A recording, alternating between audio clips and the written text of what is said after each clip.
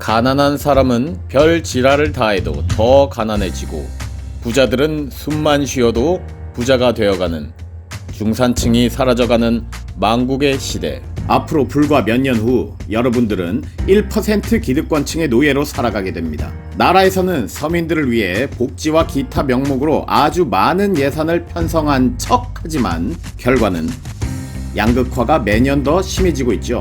나라 돈으로 해결이 안 돼서가 아니라 방법이 잘못되었기 때문입니다. 서서히 줄어든 것이 아니라 급격하게 떨어진 역대 최악의 출산율. 하루에 40명 가까이 자살하는 세계 최고의 자살 국가를 만들어냈지만 정치인 새끼들은 방법을 바꾸려고 하지 않습니다. 첫째, 문제 해결 방법을 모르거나, 둘째, 지금처럼 계속해야 지들한테 이득이거나. 이유는 둘 중 하나겠죠. 누군가 개쩌는 해결 방법을 알려줬는데도 그 말을 무시하고 시도조차 하지 않는다면 저 새끼들이 국민을 개 돼지로 보고 있다는 합리적 의심을 해도 되겠죠. 2020년에 예산 편성된 성인지 예산 31조를 예를 들어보겠습니다. 가뜩이나 어려운 경제 상황에 꼭 필요했을 예산인가요? 휘청이는 서민들의 삶에 도움이 되었나요?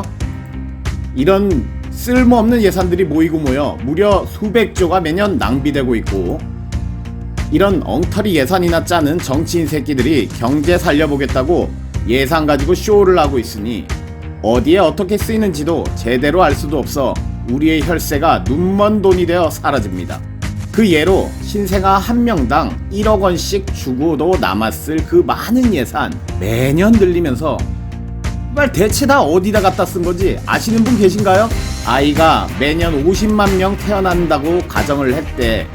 올해 저출산 예산 40조를 50만으로 나누면 아이 한 명당 무려 8천만 원씩 직접 지급이 가능합니다.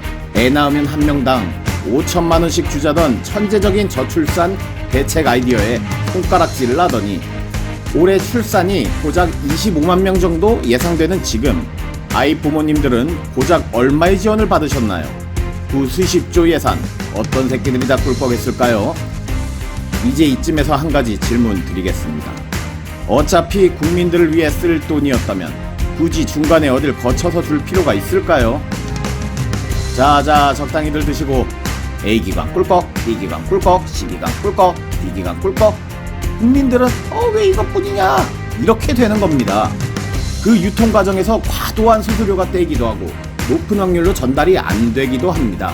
이게 현 대한민국의 정치 돈질할 수준입니다. 처음부터 다이렉트로 국민들에게 준다면 몰래 새는 돈이 있을 수 없으니 예산을 집행한 만큼 100% 체감이 될 텐데, 그런데 왜 이렇게 못하느냐? 못하는 게 아니라 안 하는 겁니다. 직접 주면 지들이 더 이상 눈먼 돈 꿀꺽 못하니까. 국민들이 망하건 말건 제대로 된 정책을 펼치지 않는 정치인들, 대가리가 깨져도 아직 그놈들이 좋으신가요? 그런 쓸데없는 예산 다 아껴서 국민들 통장에 직접 꽂아줘야 한다고 30년 전부터 꾸준히 주장해온 한 남자가 여기 있습니다.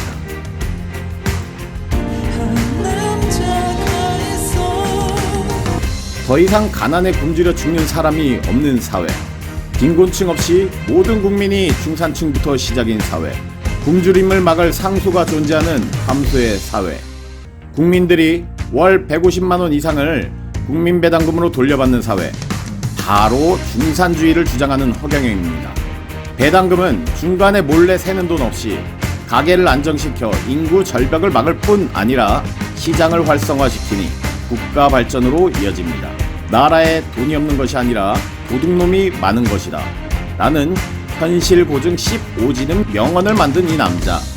IQ 430의 천재 허경영은 무려 30년 전부터 대한민국의 미래를 내다보고 있었던 것입니다. 그동안 도둑 정치인 새끼들과 언론 같은 기득권층의 거짓 프레임에 속아 같이 허경영을 욕하고 무시해왔다면 이제는 용기를 내서 진실을 마주할 차례입니다. 지금의 기성 정치인들을 계속 방치해서 가난으로 가정이 파괴되거나 자살이 끊이지 않는 대한민국을 바꾸려 하지 않는다면 머지않아 당신과 당신이 사랑하는 사람들도 그 위기에 처하게 될지 모릅니다.